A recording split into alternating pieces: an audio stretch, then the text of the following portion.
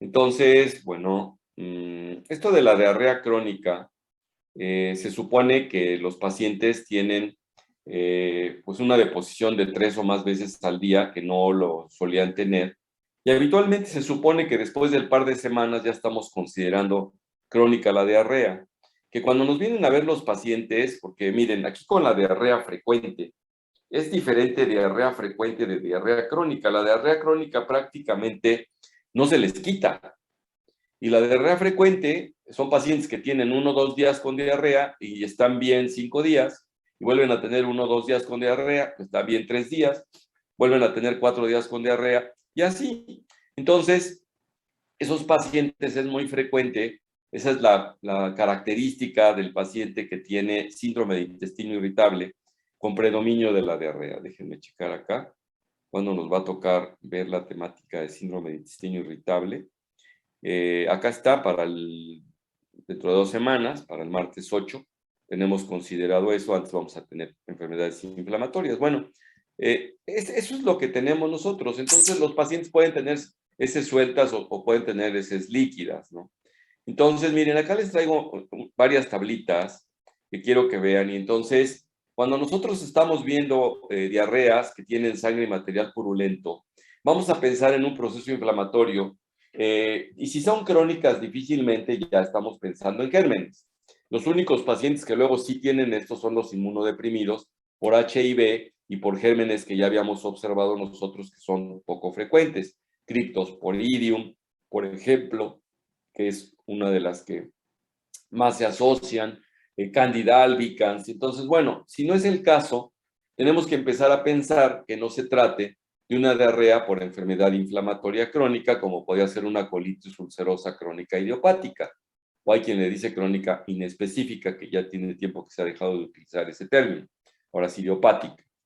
Si tenemos nosotros sangre oculta en heces ya en un estudio, porque a estos pacientes normalmente ya se les va a estudiar, claro, también a los de agudas se les estudia, pero aquí hay que investigar, pues, qué es lo que está predominando y qué está haciendo que se perpetúe. Entonces, los pacientes, por ejemplo, con intolerancias a determinadas sustancias, pues vamos a ver diarreas prácticamente osmóticas en todos los casos.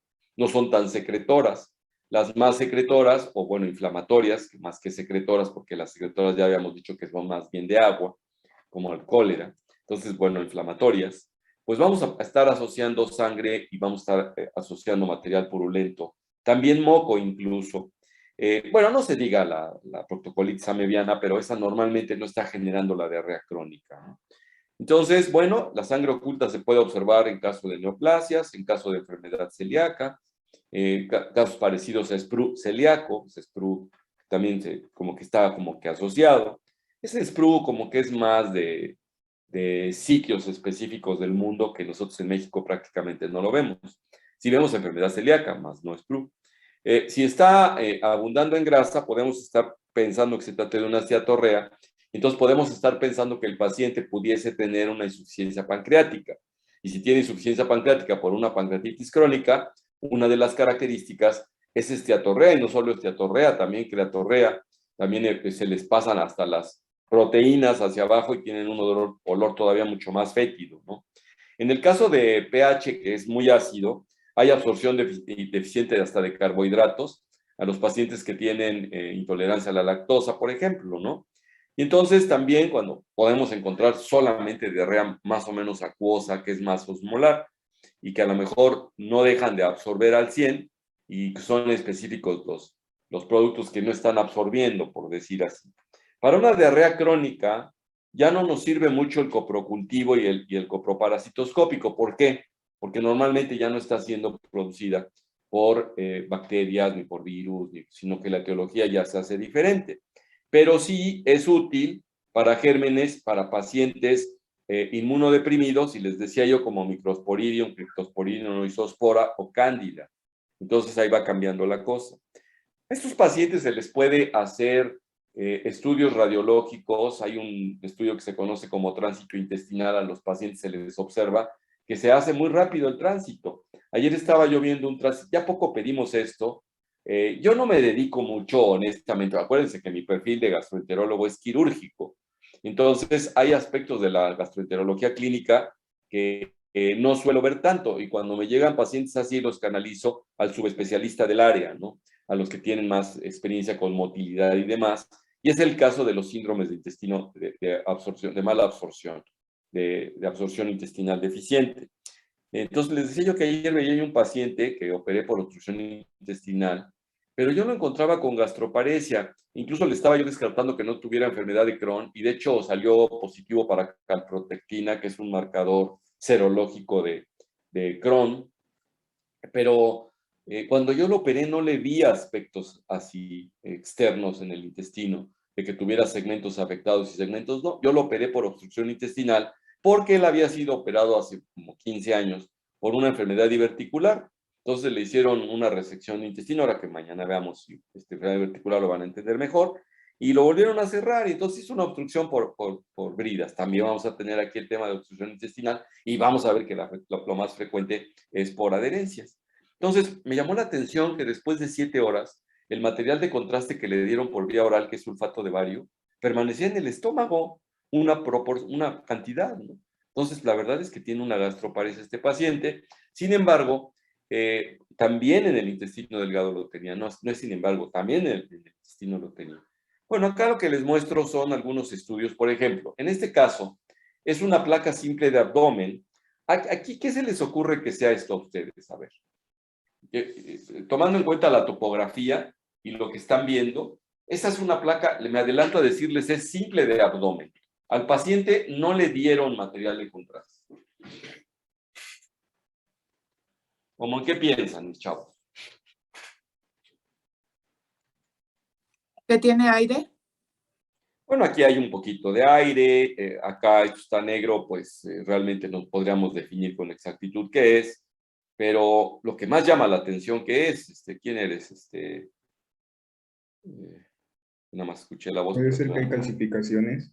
Eso, las calcificaciones. ¿Y en qué topografía las ves? No estoy seguro, pero tal vez en páncreas. Efectivamente, porque además tiene como que el formato, ¿no? Como que va de derecha a izquierda hacia, o sea, ascendente, o bueno, si, según como lo veas, de cabeza a cola o de cola a la cabeza, pues está en forma descendente. Se ven vértebras que parecieran ser lumbares, ¿no? Y acá se ven opacidades que pudieran corresponder al hígado, una opacidad, ¿no? Entonces, efectivamente, son calcificaciones en topografía pancreática, y si ustedes tienen un paciente con diarrea que tiene esta placa, bueno, tienen el diagnóstico hecho de pancreatitis crónica. O sea, tienen ustedes que luego las imágenes pueden ayudar para que nosotros hagamos diagnóstico. O, por ejemplo, este paciente que tiene, a donde le están haciendo una enterorresonancia, que ahora ya se llegan a pedir enterorresonancias, aquí no se necesita utilizar material de contraste. Bueno, sí se puede utilizar líquido, agua nada más. Y el agua, si ya hay procesos que hacen, porque antes lo que se movía como que no lo alcanzaba a ver bien la resonancia, ahora sí. Entonces ustedes pueden ver ausencia de líquido en esta zona. Disculpen un segundo, por favor. ¿Sí, diga? Buenos días. ¿Qué pasó, Beto? ¿En qué te puedo servir? Estoy dando clase. Bueno, entonces si quieres te devuelvo la llamada en el intermedio. Hasta luego, don Beto. Nos vemos. Bueno, entonces, acá, por ejemplo, tenemos ausencia de líquido y podemos estar pensando que existen, probablemente como tejido macizo, por decir, y están denotando, porque incluso aquí está en el letrerito, que es una enfermedad de Crohn. Por ejemplo, aquí pueden ustedes observar, esto es un colon por enema, a donde al paciente se le introduce material de contraste por el recto y se alcanzan a ver bolsitas, ¿no? Entonces son divertículos. Es un enema varitado, y aquí pues está viendo un tránsito intestinal, o puede ser el mismo enema, pero se le regresa el material de contraste al intestino delgado. Entonces, bueno, son los recursos que podemos tener desde el punto de vista radiológico. Ahora, ¿qué podemos estudiar en las heces en sí? Más que el coprocultivo, sus características físicas, de osmolaridad, de cantidad de grasa, básicamente, ¿no? Entonces, podemos también hacer estudios de endoscopía, tomar biopsia, y ahí es a donde también, ahí se puede hacer también diagnóstico de enfermedad celíaca, se puede hacer diagnóstico de colitis ulcerosa crónica idiopática, se puede hacer diagnóstico de colitis eosinofílica, por ejemplo, en algunos pacientes. y eso es lo que tenemos. Entonces, pues, estábamos comentando de qué es lo que podemos hacer, y entonces, por ejemplo, en el duodeno distal, los inmunocomprometidos tienen, pues, muchas veces Cryptosporidium o Isospora. En el moco yeyunal podemos encontrar Yarda lamblia, que también son de los pocos parásitos que pueden provocar diarreas crónicas. Y en la colonoscopía, pues podemos encontrar pues, CUSI, tumores, colitis por radiación o isquémica. Y la diarrea acuosa, les había yo dicho de la colitis linfocítica, también eosinofílica, les había yo comentado, finalmente son unos linfocitos, y la colagenosa. En cuanto a lo que se refiere del histológico, las enteropatías primarias que ustedes pueden ver acá están, los gérmenes oportunistas que también se pueden ver en el histopatológico, la enfermedad inflamatoria intestinal que habíamos mencionado, y esta básicamente es una repetición de lo que teníamos por allá arriba. Incluso esta diapositiva la vamos a anular porque es una repetición lo que está aquí abajo. Bien, hay otro aspecto de algunos pacientes tienen sobrepoblación bacteriana, y esos pacientes que tienen sobrepoblación bacteriana son aquellos, por ejemplo, que no tienen válvula ileocecal o que tienen una válvula ileocecal incompetente. Entonces les regresa. Y luego esos pacientes, cuando tienen sobrepoblación bacteriana, tienen como evacuaciones explosivas, a veces pierden un poco de peso. Básicamente, entonces, otro marcador que podemos tener es si los pacientes empiezan a estar, me refiero yo al laboratorio en forma indirecta, si lo encontramos con una anemia megaloblástica o que también se llama macrocítica, podemos pensar que tiene deficiencia de vitamina B12 y pues entonces ahí pudiera ser por sobrepoblación bacteriana, que es una de las causas, y la otra, eventualmente, pues si el paciente está operado de estómago, pues ya sabríamos, ¿no? Si no tiene estómago, no tiene factor intrínseco, entonces habrá que estársela inyectando y pues pueden estar dando esos datos.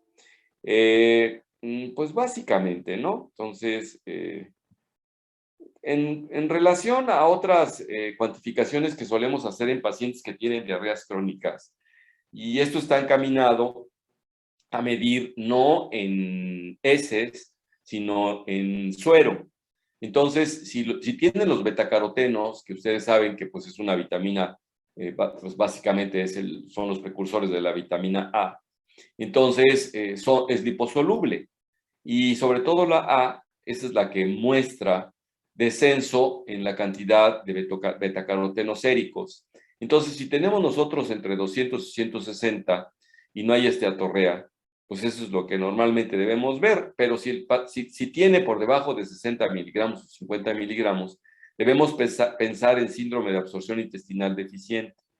También pueden ustedes buscar, a veces se ve muy evidentemente, los pacientes dicen que se ven gotas de aceite que flotan en las evacuaciones. Entonces, pues no tenemos mucho que ir a buscar que tienen esteatorrea, pues hay grasa, y la grasa ustedes saben que por el peso específico menor que tiene con respecto al agua flota. Si no es eso, también les puede hacer a ustedes, heces flotantes también se llaman, en el laboratorio pudieran ustedes pedir. También tenemos la determinación de D-gilosa en sangre, y entonces, pues si está por debajo de 20 miligramos por decilitro, podemos estar pensando que hay la posibilidad de enfermedad celíaca. Y otros anticuerpos que aquí sí son muy específicos para síndrome de mala absorción intestinal y sobre todo para enfermedad celíaca, que son los anticuerpos antigliandina, antiendomicio y antitransglutaminasa tisular. Los que más se piden acá en nuestro ambiente es el antigliandina y también el antiendomicio. No se pide mucho el antitransglutaminasa porque como que sumarían el criterio en este caso. Entonces, bueno, si ya estamos nosotros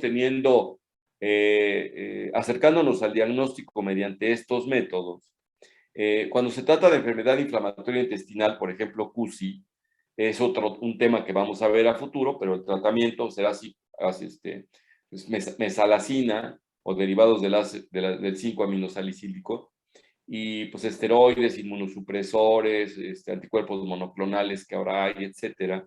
Si tenemos insuficiencia pancreática es relativamente fácil porque a los pacientes se les da una cápsula, 12 hasta 3 cápsulas de creón, que es pancreatina, y la pancreatina trae amilasas, lipasas y y proteasas que les ayudan a los pacientes a digerir ahí por insuficiencia pancreática y absorber mejor en el intestino.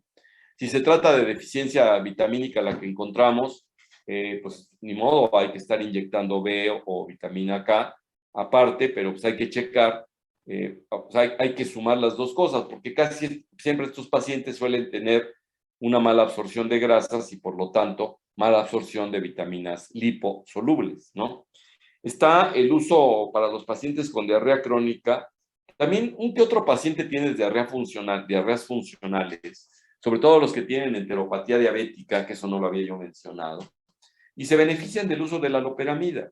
Entonces, fíjense, ahí está otra utilización de anticolinérgicos, o también pueden utilizar otro anticolinérgico que se conoce como difenoxilato con atropina, conocido como Lomotip. La mayoría suele utilizar muchísimo más la loperamida. Entonces, bueno, esto es lo que tenemos en un abordaje de lo que sería un estudio de diarrea crónica. Y la diarrea crónica, de esta manera, podemos ver mucho más etiologías, que cuando ya hablamos específicamente de SAID, en español, que se conoce como síndrome de absorción intestinal deficiente. Cuando ya hablamos específicamente de síndrome de mala absorción o de absorción intestinal deficiente, entonces sabemos que ya el tubo tiene incapacidad para absorber nutrientes. Ya no son otras etiologías como de investigación general, sino ya es más específico. Entonces, ahí es independientemente y los pacientes no absorben adecuadamente pues, 2 y hasta más nutrientes, ¿no? Se encuentra uno entonces con diarrea crónica, pérdida de peso, desnutrición y los productos de la desnutrición que puede estar incluida la osteoporosis, porque incluso hasta el metabolismo del calcio se puede ver afectado, ¿no? Entonces, tenemos síndromes de mala absorción intestinal, bueno, o de deficiencia de absorción, que pueden ser selectivos como la intolerancia a la lactosa. Y en este punto me detengo un poquito porque en México hay quien nace con intolerancia a la lactosa, ¿no? Y por aquí toma ustedes ya, ayer mencionaba uno de sus compañeros muy adecuadamente, o en los días previos, que pues la lactosa es un disacárido que al partirse pues forma glucosa y galactosa, y los pacientes que no tienen la galactosa no la producen adecuadamente, entonces no absorben la lactosa. Y al no absorberla, la molécula es gorda, pasa agua y pues, termina por tener una diarrea de tipo osmótico. Entonces esos pacientes van a tener diarreas acuosas, pero el hecho de que tengan, pues básicamente eso es, no los deshidratan tanto, es la molestia, porque hay personas que conocí, hay una doctora que me decía, mira, yo me tomo un helado, por cierto, son 2 personas que me han llamado la atención, y es una observación muy interesante. Uno de ellos es un ingeniero electrónico o electromecánico, que fue compañero de mi hijo en la universidad, y pues ahora ya son todos unos adultos, y ahorita les digo por qué, pero el primer caso, me decía la doctora que ella tomaba un helado y porque se le antojaba mucho y tenía que estar cerca de un baño porque casi era de causa-efecto, ¿no? Por acá se lo pasaba y en cuanto empezaba a tener contacto con su intestino, yo creo que aparte también ya es una cosa mental, ¿no? Pero efectivamente, pues pasa la molécula gorda y le inducía la evacuación. Dice, mira, voy 1 o 2 veces al baño y se me quita. Y ya, pues ando bien y puedo seguir comiendo cosas. Esa es una observación. Y la otra se me hizo muy interesante, que me decía el amigo de mi hijo, que no puede comer pizzas de determinados sitios, porque esas sí están hechas con queso. Dice, puedo comer pizzas de otro lugar, pero no me acuerdo cuál me dijo. Creo que la Carl's Jr. es la que sí puede tomar. No, Carl's Jr. son hamburguesas. Díganme otro nombre de pizzas que venden mucho, unos anaranjados. Little Sisters. Sisters. Ah, Little Caesars. Entonces, esas Little Caesars, me dice él que sí las puede comer, creo. No estoy tan seguro, por eso tampoco quiero hacerle mala fama. Y dice que con esas no le da diarrea. Dice, esas no tienen leche, doctor. Digo, ¿por qué? Dice, ¿por qué no tienen lactosa? Y ¿cómo sabes? Dice, porque las puedo comer y no me dan diarrea. Todas las demás me dan diarrea. Él es intolerante a la lactosa conocido. Dice, un día no sé por qué se me ocurrió y la probé y no me dio diarrea. Dije, ¿qué pasó? ¿No? Entonces, bueno, ahí tienen ustedes una observación curiosa, ¿no? Están algunas, eh, pues, síndromes que tienen, digamos, en forma parcial. Por ejemplo, es muy raro que exista la A-beta lipoproteinemia, pero pues puede existir. Y entonces son de los casos raros de síndrome de mala absorción deficiente. Y está la que tiene intolerancia a muchas cosas como a las grasas, las proteínas, los carbohidratos y hasta algunos micronutrientes como la enfermedad celíaca, que es lo que se conoce como síndrome de mala absorción, de absorción intestinal deficiente, pues total, ¿no? Y entonces, cuando nosotros tenemos esto, tenemos que ver a dónde está participando. Si participa en la parte intraluminal, en la digestiva, si participa en la fase de la mucosa, o sea, en la absortiva, o si participa en la fase de transporte. Entonces uno tiene que ir más o menos buscándole. Y les decía yo que de las causas más frecuentes, que es a donde quisiera yo que ustedes se ubicaran, de pacientes que tienen diarreas crónicas, habiendo descartado, acuérdense ustedes, diarrea frecuente. Ahora, hay pacientes que dejan de tener diarrea frecuente y tienen todos los días diarrea, eso sí ya son diarreas crónicas, pero no pierden peso. Entonces se ponen ustedes a pensar qué está sucediendo, como que caen en equilibrio. No hay síndrome de absorción intestinal deficiente, solo diarrea crónica, y esos pacientes se pueden ayudar mucho de solamente la utilización de loperamida, por ejemplo. Si se trata de pacientes que tienen enteropatía diabética, esos pacientes, y con ellos casi no se puede, la verdad. Es bien difícil quitarles la diarreilla, pero pues se utilizan sintomáticos, nada más loperamida. Pero afortunadamente no caen dentro del síndrome de absorción intestinal deficiente, sino que caen dentro de la diarrea crónica, que fue el capitulito de paréntesis que vimos hace un momento. Entonces, la insuficiencia pancreática exócrina se suele ver en pacientes tomadores que tienen pancreatitis crónica, en pancreatitis autoinmunes, algunas pancreatitis tóxicas, algunas pancreatitis asociadas a litiasis, que se hacen crónicas. Entonces, esos pacientes se les puede identificar, sea por calcificación en el páncreas, o sea por esteatorrea, y que tengamos el antecedente de que tuvieron bronca en el páncreas, ¿no? Entonces, eso, por la enfermedad celíaca, ahí también pedir anticuerpos antiendomicio, antigliandina, pues eso nos puede hacer el diagnóstico, el escruto tropical, que casi no lo vemos en México, afortunadamente. Sí los hay, pero muy poquitos. Y la yardia lamblia, que es de lo poco que se puede tratar desde el punto de vista médico. Y es muy sencillo, porque pues, es muy sensible al metronidazol o a la furazolidona, y pues con eso bastaría, ¿no? Entonces, pues incluso hasta a veces se puede hacer un ensayo si no recuperan ustedes en los coprocultivos. Ustedes saben que existe la cápsula de Bill porque se los habrán dicho en parasitología. Incluso uno de los precursores fue un médico que creo que no tiene mucho que se jubiló, el doctor Otón Cruz López acá, y su hermano que también fue parasitólogo, dio clases de para en la universidad por muchos años. No por su nombre. Pero Otón bueno, él es patólogo clínico, pero le gustaba más la microbiología que otra cosa, y aquí era el jefe del servicio de micro y para. Después ya se separaron y el de para era su hermano y tenían otro hermano que era radiólogo. Bueno, entonces nosotros conocemos fases de asimilación, que pues empieza por hidrolizarse el elemento en la luz intestinal. Entonces hay microvellosidades de borde de cepillo que hacen que se transporte de la luz intestinal al enterocito, y hay un proceso de transporte y circulación portal a la circulación portal, ¿no? O sea, ya al hígado para que pues podamos ya absorber perfectamente bien. Y entonces acá tenemos qué enfermedades participan de la síndrome de mala absorción deficiente en las diferentes fases. Entonces, en la introluminal está la pancreática por deficiencia de secreción de enzimas. Entonces, los pacientes desde el punto de vista etiológico puede ser por pancreatitis crónica, cáncer de páncreas, fibrosis quística, algunas deficiencias congénitas de lipasa. Y entonces, pues no hay activación de enzimas, y algunos pacientes también se les inactivan las enzimas cuando tienen una hiperacidez. Incluso algunos pacientes se ha visto que cuando no absorben muy bien se les dan bloqueadores de bomba de protones y ya absorben mejor, asociado, por supuesto, a pancreatina. En este caso, pues, podemos hablar de creón. Por ejemplo, hay algunos pacientes que tienen alteraciones biliares y hacen deficiencia de disacaridasas, lactasas y de sacarosa isomaltasa, ¿no? Entonces, es lo que tenemos. Hay alteraciones de la disponibilidad de alimentos, como en sobrepoblación bacteriana, cuando tienen ahí sí ya un segmento chico de intestino, en cirugía bariátrica, donde a los pacientes les desconectan segmentos de intestino, o en el caso de la gastrectomía, cuando falta, ¿no? Falta el elemento en sí.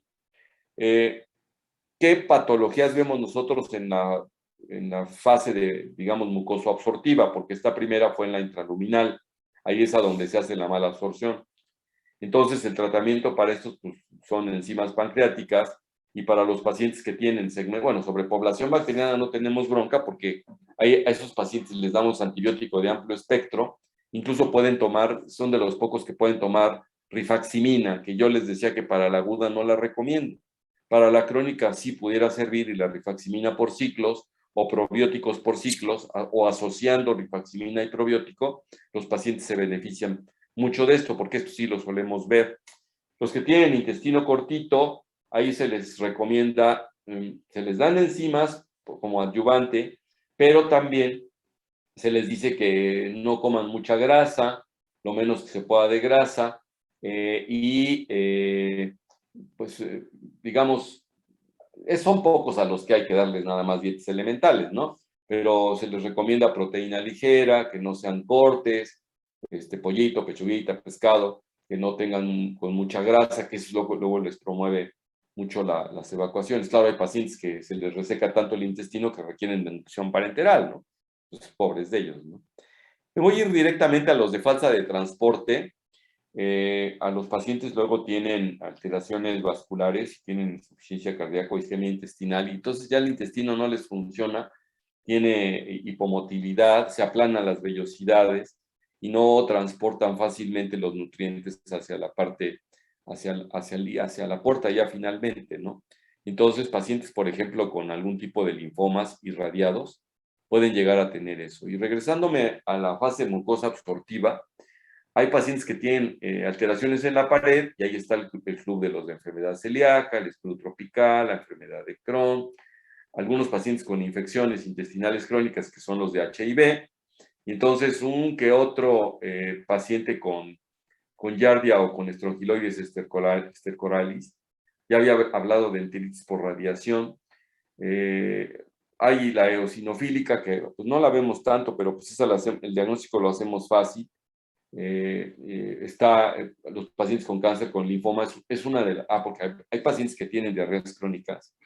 El linfoma intestinal es de los diagnósticos más difíciles de hacer. Le llaman que es la enfermedad pues, que engaña mucho. Entonces ya le hicieron de todo y no le encuentran nada, y pues finalmente tiene linfoma. Y luego lo malo es cuando está en el intestino delgado, no es nada fácil poder hacer el diagnóstico. Entonces, a veces se puede hacer por enteroscopía, entonces ir y tomar una biopsia, o hasta que se ocluyen a veces los pacientes, ¿no? Y algunos fármacos, pues por razones obvias, ¿no? Entonces, pues los laxantes y demás, que los pacientes luego, por ejemplo, los bulímicos, las bulímicas, suelen, aparte de vomitar, suelen tomar laxantes a pasto para tener diarrea, y luego, precisamente una de las cosas que enfrente de la familia comen un montón, se paran, se van tranquilos y vomitan ahí en el baño para que todo eso deje de ser efectivo, por un lado. Y por otro lado, le pegan a los laxantes. Me decía una chica que un día se llegó a tomar más de 100 tabletas de un laxante, ¿no? O sea, un poco mal de la cabeza la chica, que actualmente la traigo por acá. Afortunadamente ya se le quitó parcialmente, pero pues aquí se puso a llorar porque le dije que pesaba 30 kilos y mide como unos 60, ¿no? Entonces, porque pues quiere pesar entre 28 y 29 kilos, pues ustedes ven un cadávercito caminando, la verdad. Entonces, cuando hay pérdida de la superficie de la mucosa, les decía yo, por resección intestinal o síndrome de intestino corto, pues ese es un verdadero problema. A veces he intentado hasta hacer trasplante de intestino, pero el intestino es muy alergénico y se rechaza muy fácilmente, ¿no? Y están algunas deficiencias raras selectivas, como de ácido fólico, de la beta-lipoproteína que habíamos mencionado, o de vitamina B. La ventaja es que estos pues, los podemos inyectar, ¿no? Que es una ventaja que podemos tener ahí con eso.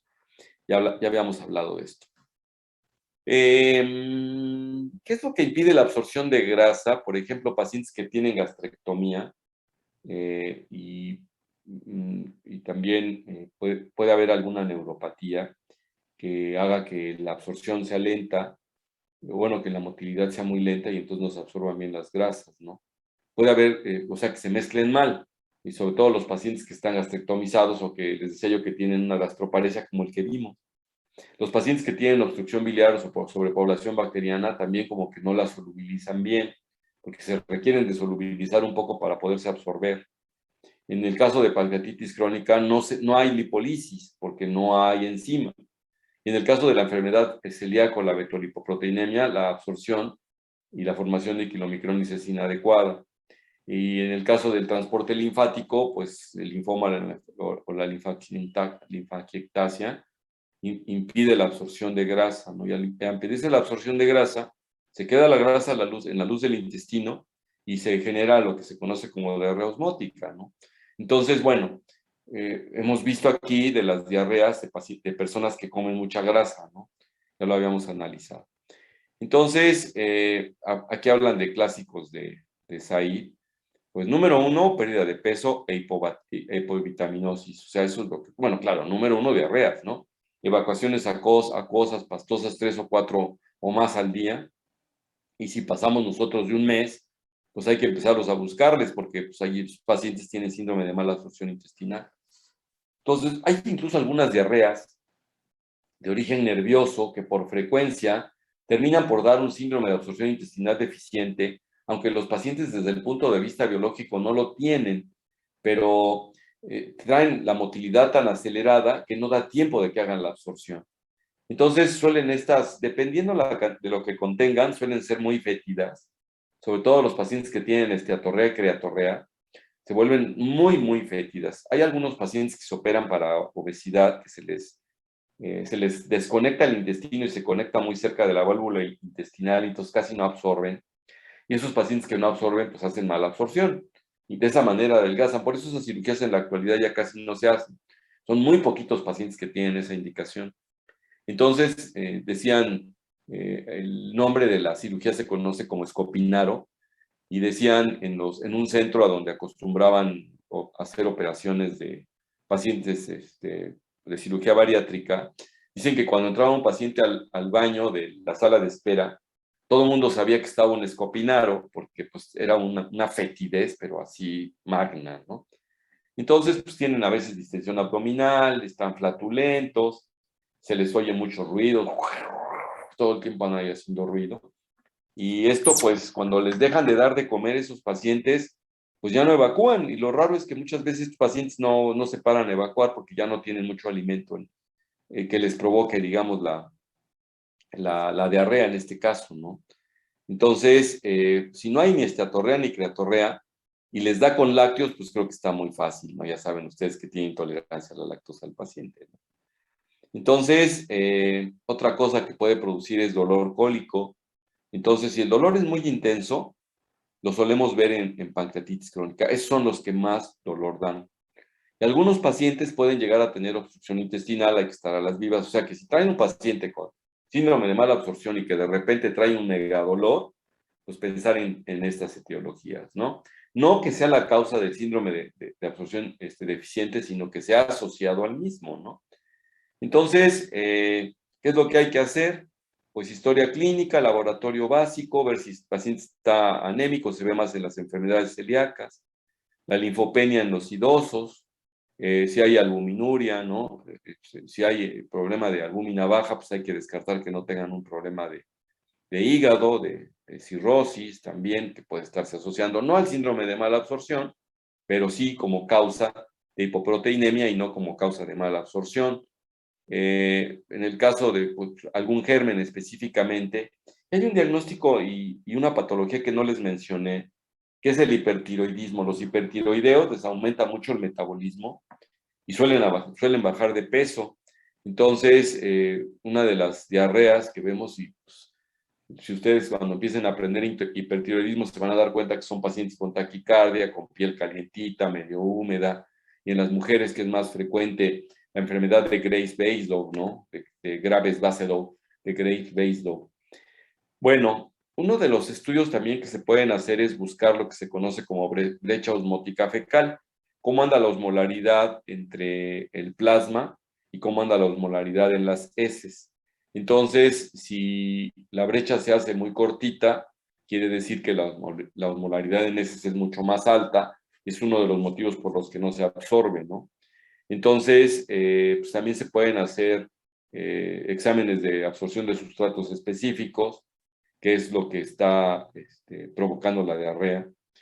Pueden hacerse pruebas de funcionamiento de hígado para ver cómo están las proteínas, estudios de imagen que ya los habíamos mencionado cuando vimos diarrea crónica, y pues la colonoscopía, ¿no?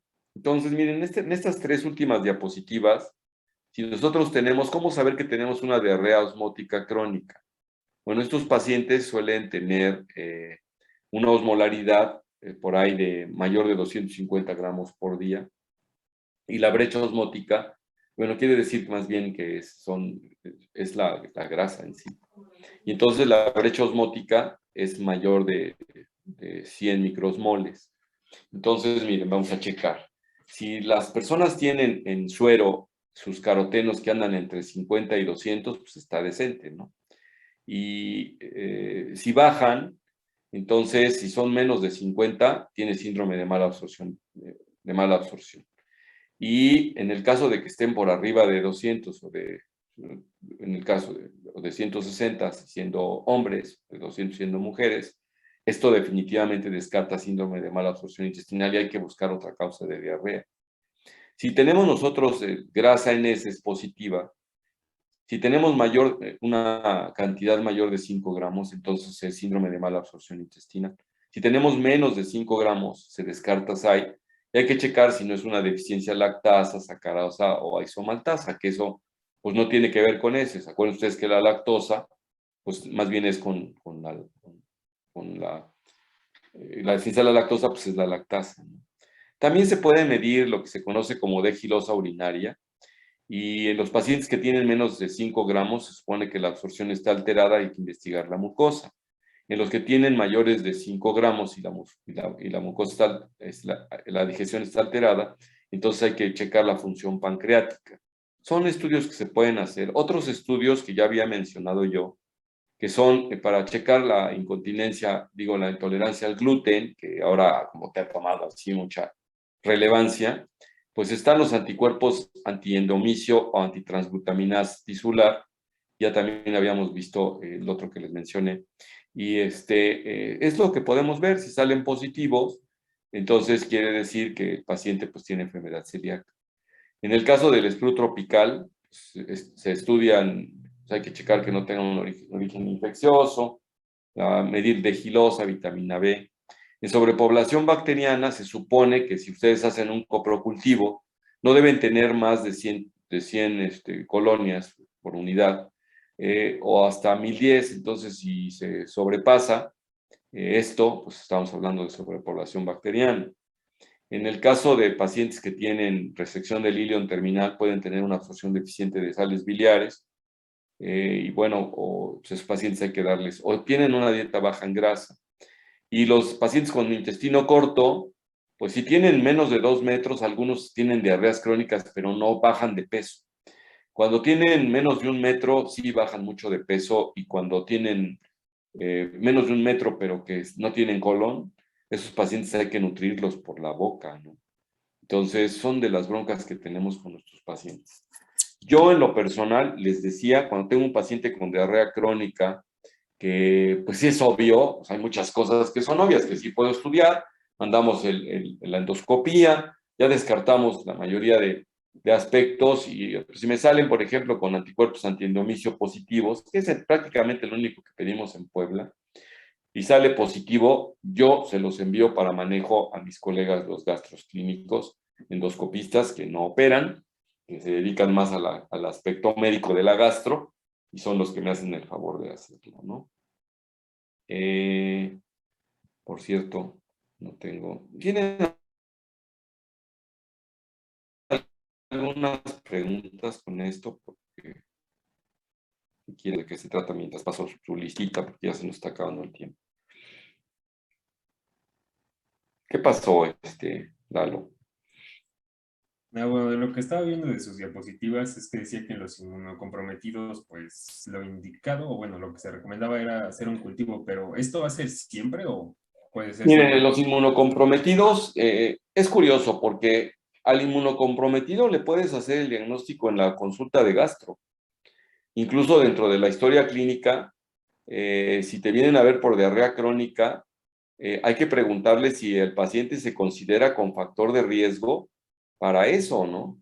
Entonces, si te dice que sí, pues le vas a mandar el HIV. Y ya teniendo un HIV positivo, sí vale la pena, incluso le puedes hasta iniciar tratamiento ya con trimestoprim con sulfametoxazol, porque la posibilidad de que se trate criptosporina no es altísima, ¿no? Y es sensible al trimestoprim, curiosamente. Pero bueno, no te adelantes, le das tratamiento. Mariana Albarrán, ya andabas por ahí. Karen Vadillo. Karen. ¿No estás por ahí, Karen? Bueno, Paola Báez. Presente, doctor. Doctor, disculpe, soy Karen Vadillo. Es que mi internet me desconectó. Órale. Brandon Cabrera. ¿No está Brandon? Telma Cadena. Presente. Jesús Calixto. Presente. Priscila. Presente. José Iván. Presente. Julio. Presente, doctor. Scarlett. Presente, doctor. Wendy. Presente, doctor. Norma Luz. Presente, doctor. Cindy. Presente, doctor. María Paola. Presente, doctor. Darío Guzmán. Gloria. Buenos días, Hernández. presente, doctor. Axel. Presente. Juan Carlos. Presente. José Francisco. Manolo Lascano. Presente, doctor. Ya vi, Francisco. Melanie Machuca. Patricio Matamoros. Presente, doctor. Nora Meneses. Presente, doc. Katia Noriega. Presente. Lalo Pérez. Ya preguntaste. Bruno Ramírez. Presente. Stephanie Rendón. Presente, doctor. Silvia Rivas. Presente, doctor. Mari Carmen Rivera. Mari Carmen. Emanuel Robles. Presente, doctor. Idalid. Presente, doctor. Gabriela. Presente, doctor. Mariana. Presente, doctor. Aldo. Presente, doctor. Gil. Presente, doctor. Alan. Presente. Tele. Alan Victorio. Presente, doctor. Juliet Villanueva. Presente. Bueno, mañana terminamos con esto de preguntas que tengan y vemos lo de síndrome, lo de enfermedad diverticular. Nos vemos, muchachos. No, creo que volteé yo, Brandon Cadena. Es que hay otro Cadena, que creo que es mi compañera, pero no escucho bien si soy yo No, o mi pero sí compañera. sí te puse. Ah, gracias, Doc. Doctor, también me saltó a mí. ¿Helma? No, Karen Michelle. Ah, sí, es cierto. Sale, Karen. Gracias. Gracias, doctor. Nos vemos. Adiós, doctor. Dios.